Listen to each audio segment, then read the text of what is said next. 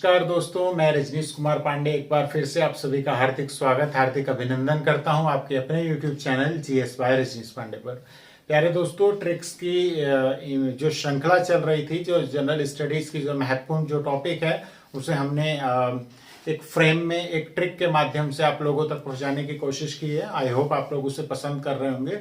तो ट्रिक की उस श्रृंखला में आज भी हम आधुनिक भारत यानी कि मॉडर्न हिस्ट्री के कुछ टॉपिक को लेकर आए हैं, जैसे कि किसने किसके बारे में क्या कहा था, किसने किसको क्या उपाधि दी थी। तो परीक्षा की दृष्टि से इंपॉर्टेंट हो जाता है, जनरल नॉलेज में भी हमें ये सारी चीज पता होनी चाहिए।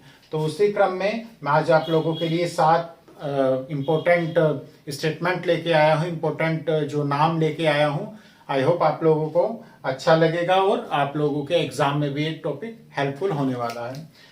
दोस्तों, गुरुदेव सभी को पता है, गुरुदेव किसके संदर्भ में बोला जाता है? तो गुरुदेव रविन्द्रनाथ टैगोर को बोला जाता है। रविन्द्रनाथ टैगोर का जब भी नाम लिया जाएगा उससे पहले गुरुदेव की उपाधि उन्हें दी जाती है। तो गुरुदेव रविन्द्रनाथ टैगोर, रविन्द्रनाथ टैगोर को गुरुदेव की उपाधि किसने दी थी या वो नाम किसने दिया था? गांधी जी ने। ठीक। देश रत्न किसे कहा जाता है? डॉक्टर राजेंद्र प्रसाद, जो कि बिहार के थे। ठीक, जीरादेई के और स्वतंत्र भारत के प्रथम राष्ट्रपति थे। तो डॉक्टर राजेंद्र प्रसाद को देश रत्न कहा था। किसने कहा था? गांधी जी ने। अगला, कायदे आजम। कायदे आजम किसे जाना जाता है कायदे आजम के नाम से? तो मोहम्मद अली जिन्ना को। तो कायदे आजम जिन्ना को किसने कहा था? गांधी जी ने।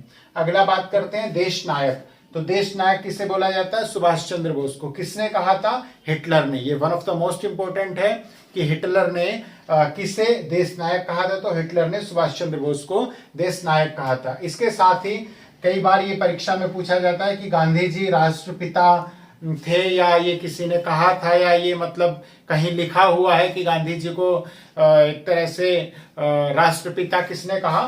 तो राष्ट्रपिता ये कोई वैसा पद नहीं है। राष्ट्रपिता गांधी जी को सुभाष चंद्र बोस ने बोला था। ठीक, कहीं वैसे लिखा हुआ नहीं है, लेकिन याद रखिएगा कि गांधी जी को राष्ट्रपिता सर्वप्रथम सुभाष चंद्र बोस ने कहा था। इसके बाद गांधी जी को अर्धनंगा फकीर किसने कहा था? तो गांधी जी को अर्धनंगा फकीर क्योंकि वो धोती में मोस्टली लिपटे रहते थे, तो आधा शरीर उनका दिखता था और आधा कवर था। तो अर्धनंगा फकीर गांधी जी को किसने कहा था? विंस्टन चर्चिल ने। इसके साथ साथ 1857 की जो महत्वपूर्ण क्रांति हुई थी, मेरठ से शुरू हुई थी, उस क्रांति में झांसी की रानी लक्ष्मीबाई ने युद्ध क्षेत्र में कमान संभाली थी।